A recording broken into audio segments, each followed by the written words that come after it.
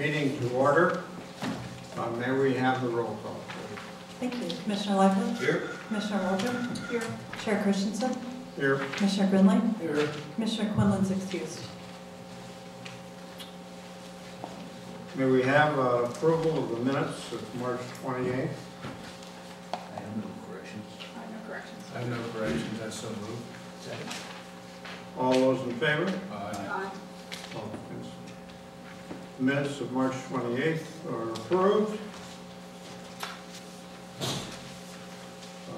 We'll go to a section of the agenda calling for public comments. These are comments that can be made on subjects that are not part of the agenda tonight. There's a 3-minute limitation. Is there anybody that would like to take this time to speak? Yes.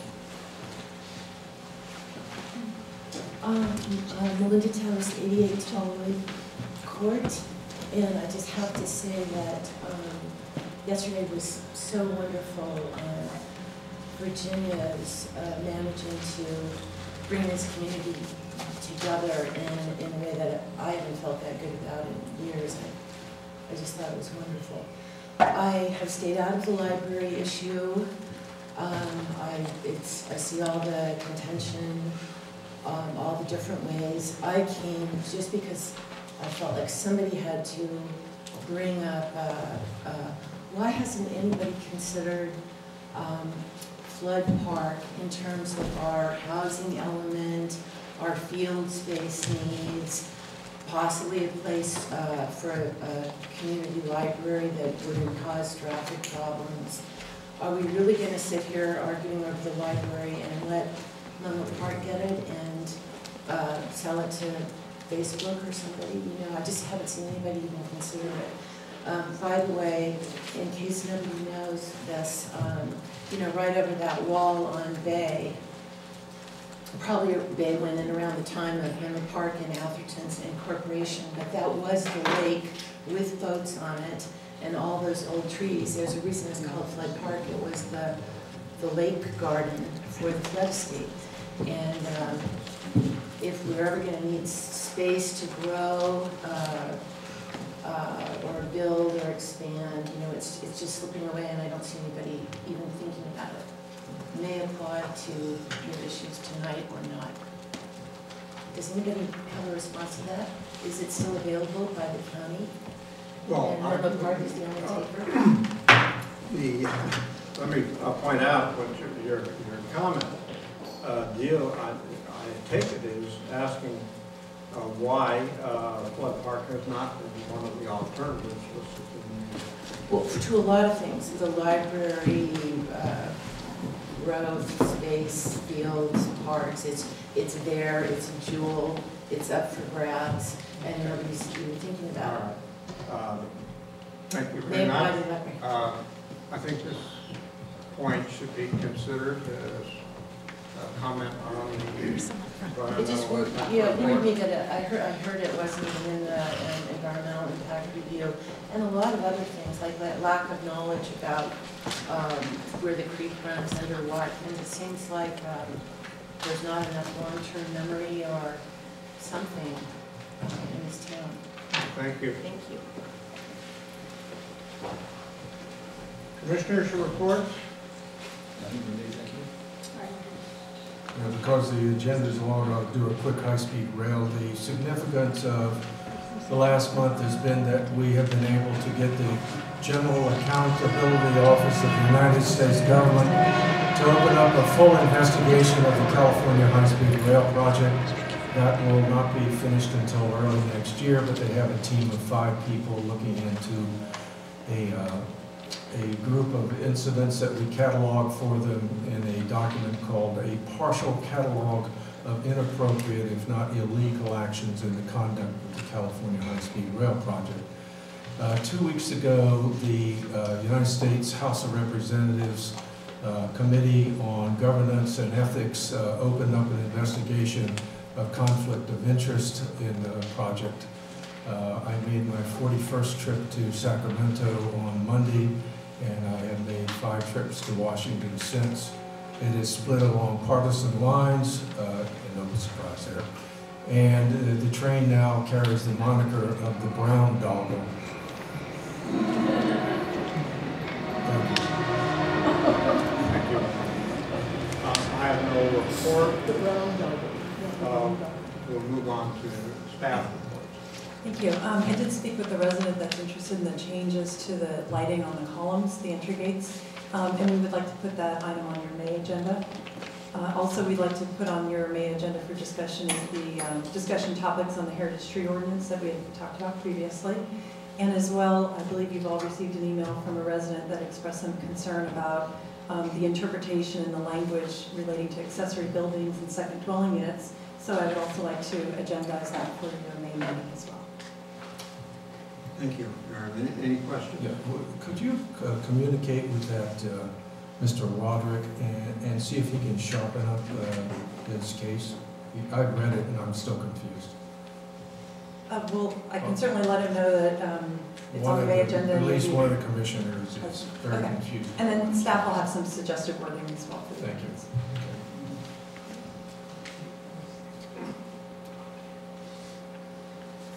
We'll move on then to our public hearing.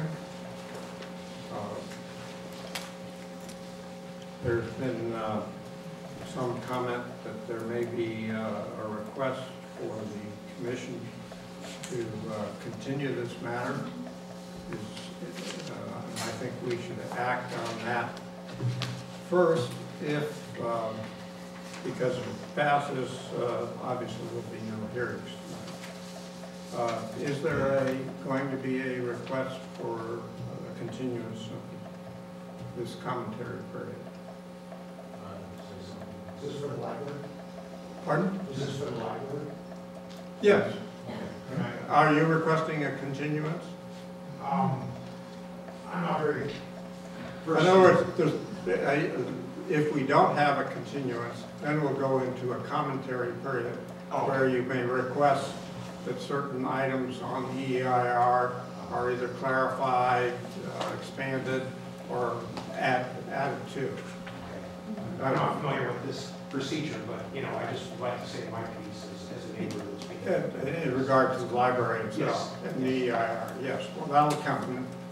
The continuance would mean you're requesting on one basis either the law or your own feelings about a lack of notice that enough people haven't been notified to know of the hearing. Okay, great, thank you. And we should act on that before we act. So if there's not going to be, then we can go right into the hearing. Okay, good, thank you. Yes. May I ask a question about the continuance? If in the commentary on the draft ERR, certain mistakes are noticed or mentioned, then can we ask for a continuance of that draft EIR?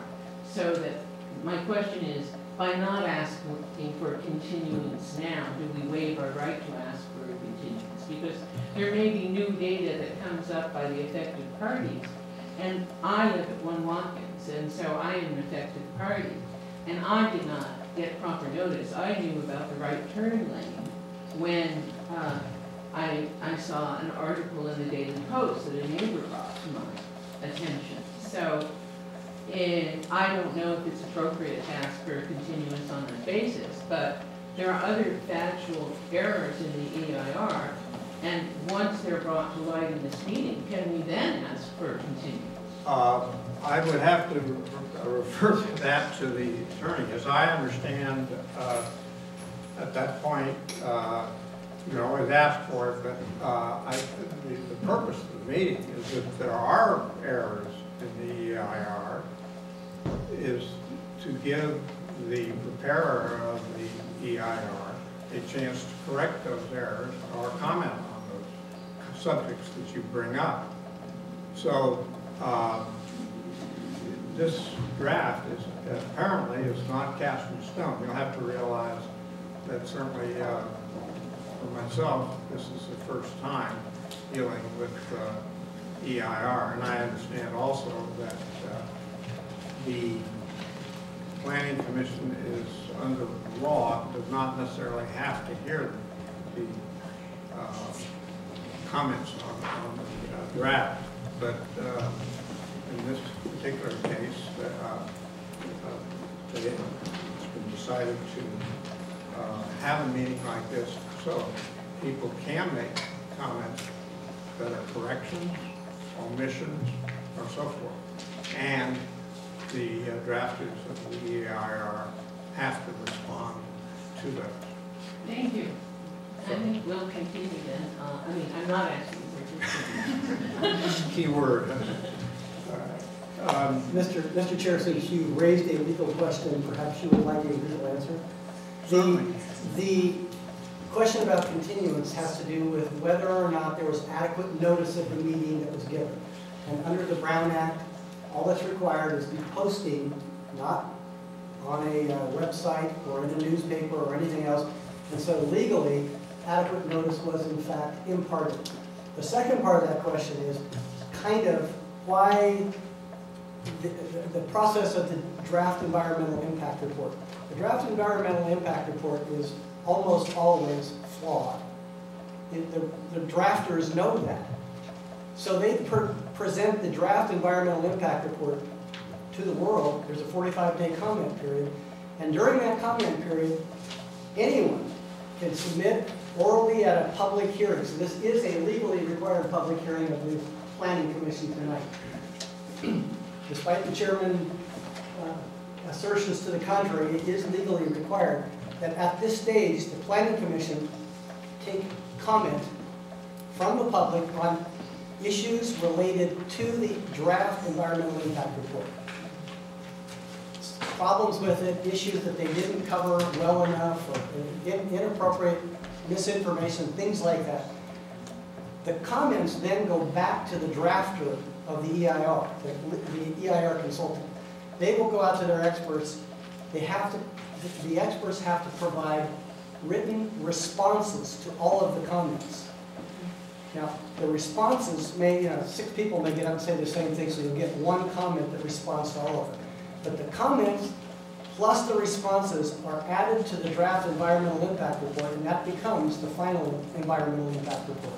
So it's not an issue of continuing it. That's not going to happen if there was a flaw in the draft EIR. The draft EIR we know is going to be flawed. That's why we have this hearing. And then the process allows for comments to come back. Where the chair, I think, got a little confused is the question is whether or not the comments and responses have to come back to the Planning Commission for review before they go on to the City Council for certification of the EIR. CEQA guidelines say they want you to do that. They recommend you do that, but you don't have to do that. And so since Atherton's CEQA ordinance is outdated, it doesn't really state how that's supposed to work. So one of the items on tonight's agenda is that does the Planning Commission want to recommend that the City Council put in that intermediate step so that the comments and responses come back so that the Planning Commission gets to recommend to the City Council that they approve it because they think that the comments, whether they like them or not, have been adequately responded to. And that's the process that we have before us tonight. Thank you for clarifying that point. May I ask you a question about the process in other jurisdictions? Is it normal for the City Council to be working with the Planning Commission, or should the Planning Commission sort of be more independent because it's the facts and figures sort of? They're required by law to be independent. Yeah, so would adding this intermediate step in some ways lessen the Planning Commission's independence? No. Okay, thank you. All right. Who wants to be first? Oh, Mr. Chairman, I do have I'm sorry. a housekeeping matter ahead of the comments. Okay. There's been some questions raised about whether or not the Planning Commission or individual planning commissioners have taken positions that might indicate a bias.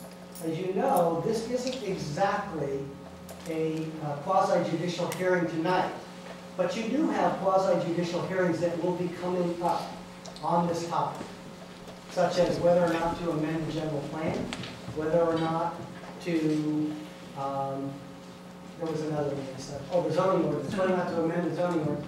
Those will require you to take independent judgment. If you have gone out into the public and made comments or expressed that you have predetermined how you're going to vote or things like that, you may in fact get to a point where you're no longer allowed to participate at all. Now, I've looked at that issue today. I don't believe anybody's there yet, but it's not specific. I don't have a factual allegation that anybody has stepped over the line. I would caution you, in this instance and in other instances, when you have matters that are on an agenda or coming up that you know are going to be on your agenda in the future, saying nothing, taking a stance or a position, writing an article, attacking one side or the other, basically demonstrating a lack of objectivity ahead of the project is not a good idea.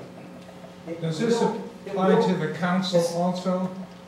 No, actually it doesn't apply to the council because they're elected by a constituency that expects them to take certain positions, and if it gets bad enough that they're, quote, embroiled in a controversy, they can be disqualified too, but simply stating their position doesn't do that. By the way, neither does simply stating a position disqualify a planning commissioner. It has to be something a little more egregious than that. And so in order to keep an open mind and be able to sit and fulfill your duties, it's pretty important that you not go out and present yourself to the public as being for or against any project ahead of the coming to you through this process. So I just wanted to remind you of that obligation so that we don't have any situations arise in the future where we have to basically tell somebody that they probably crossed the line. Thank you. Okay, Staff so- report. Thank you. Well, City Attorney Connors has given most of my staff report. Thank you for that explanation. And no, most definitely not. I just want to remind the audience, I know a lot of you haven't been to a planning commission meeting, but this is a formal proceedings and all discussions should be directed through the chair and the chair will call on you to speak. So thank you for respecting that. The draft environmental impact report has been prepared. It's been circulated for comments. The comment period is a 45-day comment period, and that's open through May 7th. To date, we've received 17 written comments, and as our city attorney explained, all of those comments will be included in the draft document, which will be responded to, as well as any comments received this evening or any comments received in writing prior to the close of the comment period. So it's appropriate this evening for anyone that has a comment or a question on the environmental impact report to raise that comment or question this evening. It would not necessarily be appropriate to state an opinion on the library because that item is not before us, but it's really comments or questions directed to the environmental impact report and the analysis contained within that document. The report has been prepared by LSA and Associates, and at this time, unless there's any procedural questions, I'd like to turn it over to them, and they'll really walk you through the steps of the CEQA requirements and how they prepare this document. Thank you. Good evening, planning commissioners and chair. Thank you, Lisa.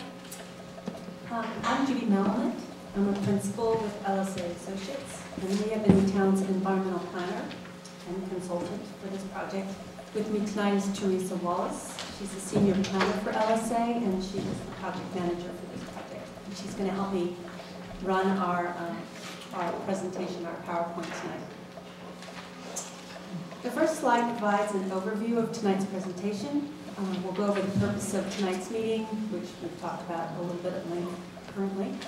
I'll provide a project overview, the purpose of the draft EIR, the CEQA process and timeline, the draft EIR findings, and then the next steps. So So tonight we're here to receive comments on the draft DIR, as the City Council said. The public comment period began on March 23rd. We'll take oral and written comments if you have them this evening, and written comments again by the close of business May 7th. If I can just interrupt, I'm sorry. I wanted to let you know on the oral comments, we do have a court reporter here this evening, so we will ensure that we're getting very accurate comments that you make. Thank you. We ask that the comments, as Lisa said, be specific to the draft DIR and not about the proposed project's merits. We will be responding to all of the comments on the draft DIR, the environmental comments that are raised. We'll be preparing a response to comments document, which will include a copy of all of the comments as well as the court reporter's transcript. And we'll be enumerating each comment that are made, and then we'll be providing a response.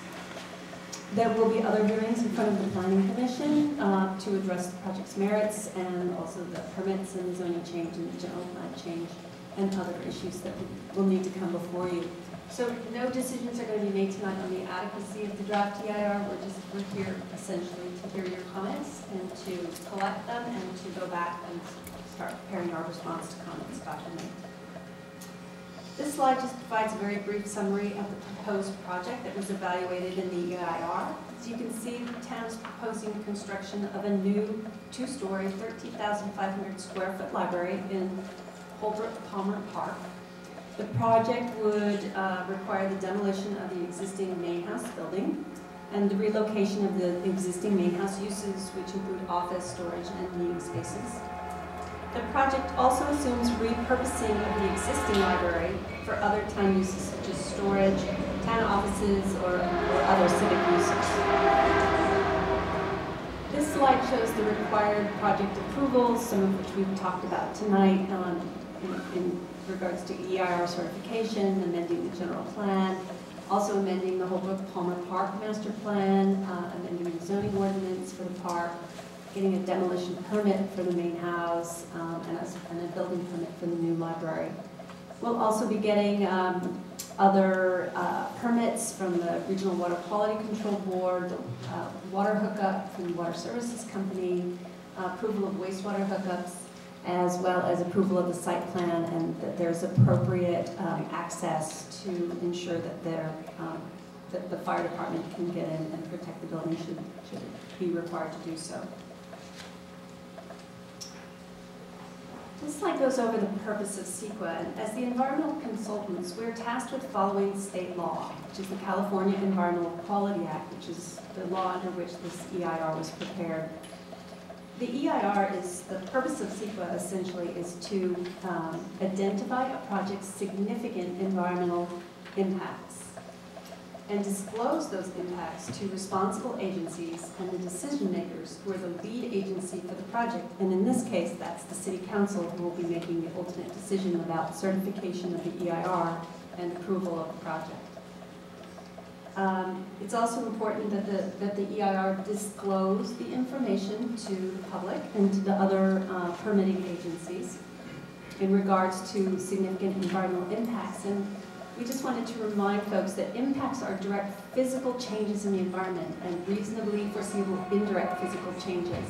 And so we're talking about environmental topics such as air, water, soils, noise, traffic, things that you can literally are physical manifestations of the environment, and not issues such as socioeconomic types of issues. Those are required to be evaluated under CEQA, although the town, as the lead agency, could require that under a separate issue if they wanted to pursue that. The EIR must also identify ways to mitigate or avoid those adverse project impacts, and it must identify a range of reasonable alternatives that meet basic project objectives and avoid project impacts. The EIR is used to inform the public and decision makers of the environmental effects of a project, and that's the most critical thing, and then to avoid those effects wherever possible. This slide shows where we are in the CEQA process and timeline. We started out with the notice that we were going to prepare an EIR back in November. We then had a scoping meeting on December 8th And the notice of preparation and the notes from the scoping meeting are all in Appendix A of the draft DIR. We then went off, took all the information, did that we could possibly collect with due diligence and prepared the draft DIR that was then distributed and posted, essentially, that was available on March 23rd, 2012. Tonight's our public hearing on the draft DIR, where we'll take your comments, and then the close of the draft DIR public comment period is May 7th. After this meeting, we're going to go off and prepare that response to comments document. We'll also prepare a mitigation monitoring and reporting program, and that will be all of the mitigation measures identified in the draft DIR. Will explain and prepare a table which will identify how the town, will go about identifying and monitoring and ensuring that all those mitigation measures are in fact implemented over time.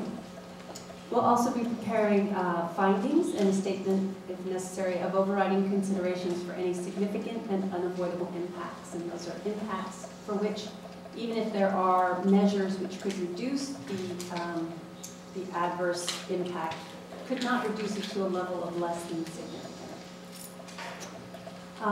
The final EIR will be possibly coming back before, which is the response to comment document as well as the draft EIR. Will, as the next discussion item, will be either coming back to the Planning Commission for their recommendation and then to the City Council for their decision, or possibly directly just to the City Council for their decision in regards to certification and approval of the project. And then the town will begin consideration of the project, and it will come back before the Planning Commission. This slide describes the contents of the draft EIR. It includes an introduction, a summary, project description, a number of topics in regards that each include setting information, project and cumulative impacts, and mitigation measures to address the significant impacts. It also identifies a number of alternatives that were evaluated. It includes a CEQA required assessment conclusions, identifies the report preparers, and then also includes the technical appendices, including the notice of preparation, the scoping comments, etc. So one of the first steps that we did for the environmental evaluation of the project was to prepare an initial study to consider all of the CEQA topics and identify those which did not need more in-depth and further evaluation as topical sections in the draft EIR. And the initial study is included in Appendix A of the draft EIR as well.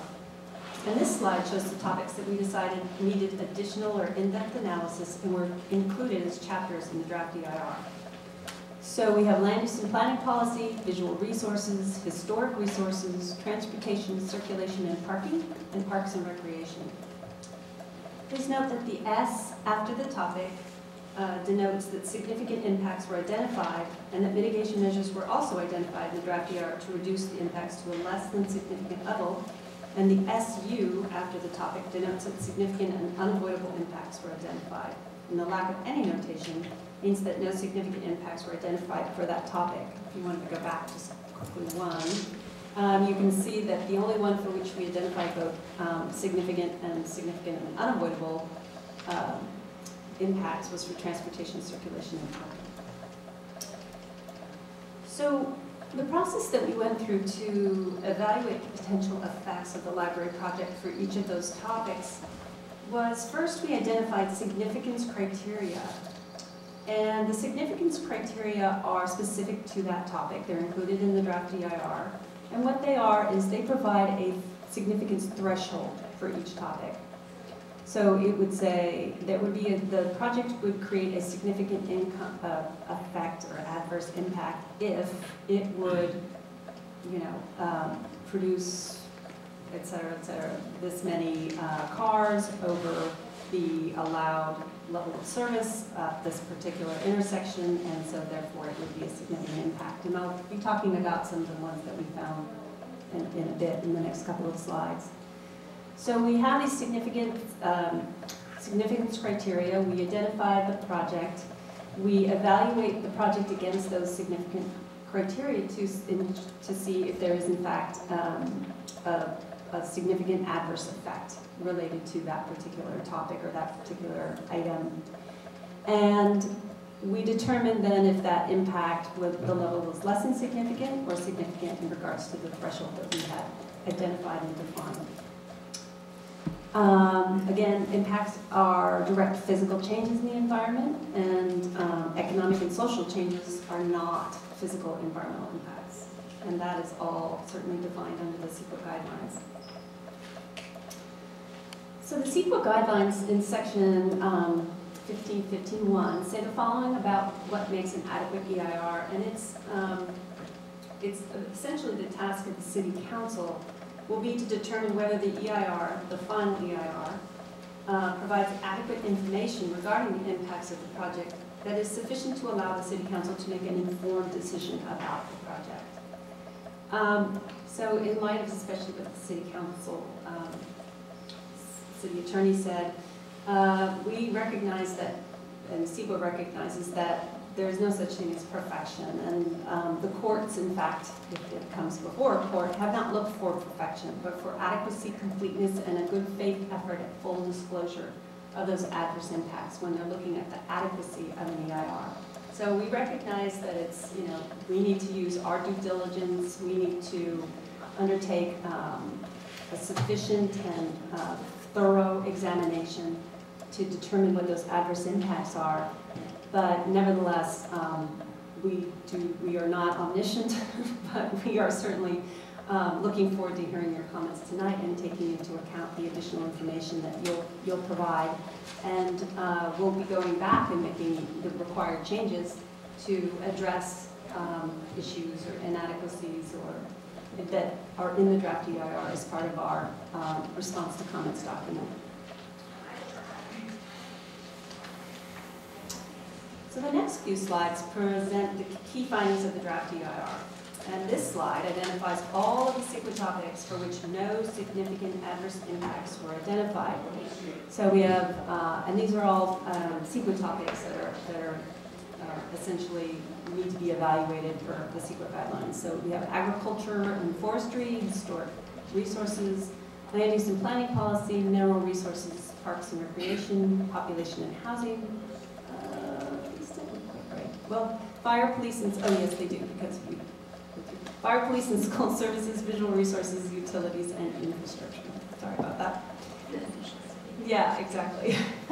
So these include both topics that are identified in sections in the draft EIR as well as topics that are evaluated in the initial study in Appendix A. So this slide identifies and summarizes the topics for which significant impacts were identified, but mitigation measures were also identified that would reduce these impacts to a less than significant level. And these are all, the mitigation measures that are identified are all standard mitigation measures. So what we have on this slide are air quality, and there would be construction period impacts to air quality associated with dust and that would be produced as a result of the construction. And there are very standard mitigation measures required to reduce the dust that would come about due to that construction. We also have biological resources. We're going to be needing to remove some trees. So what we need to do is make sure that there are no nesting birds in those trees. Some of those trees are also heritage trees, and so we have a program for planting of new trees in order to make sure that that impact is sufficiently mitigated. There's cultural resources, standard mitigation measures in regards to unidentified archaeological resources or paleontological resources that may be identified while they're doing some ground disturbance. Geology and soils, if there's any potential unstable soils, that those would all be mitigated prior to construction of the library. Going on, there's greenhouse gas emissions, construction period impacts related to greenhouse gas emissions, again, reducing the dust that's associated with construction, and certainly address those. Hazards and hazardous materials, because there's potential for exposure to hazardous building materials, but due to the demolition of the main house, which is an older house and may contain some potentially asbestos materials, So there just needs to be some care taken in regards to the demolition. Hydrology and water quality, construction period impacts in regards to runoff during construction, and then operation period impacts to water quality in regards to the use of pesticides or other kinds of herbicides that might be used in terms of the landscaping in the area. And there are standard programs and policies that need to be put into place to ensure that the water coming off, the stormwater coming off of the site is cleaned up. Noise, construction period, temporary noise impacts, and possibly ground-borne vibration impacts. And again, there are particular mitigation measures in regards to the hours that construction can go on so that the sensitive receptors are less affected by the noise associated with construction. So we did identify two significant but mitigable impacts having to do with the transportation, circulation, and parking section. And one of those, the first has to do with a delay for a critical movement at the Middlefield Road, Watkins Avenue intersection. And in that case, any delay that is more than 0.8 seconds is the threshold over which it would be a significant impact. So, in fact, we do have one of the legs of that intersection would have delays associated with project-related traffic, which would be over 0.8 seconds in the AM peak hour and also in the PM peak hour. So we have a significant impact, and what the mitigation measure is for that is to put in a traffic signal at that intersection, and that is what is going to happen. So with the traffic signal then, while it is currently at level of service F, which is the absolute worst, it will be then level of service A, even with the addition of the library traffic at Middlefield Road and Watkins Avenue. Could you repeat that, to clarify that? Sure. So the Middlefield Road, Watkins Avenue intersection has a number of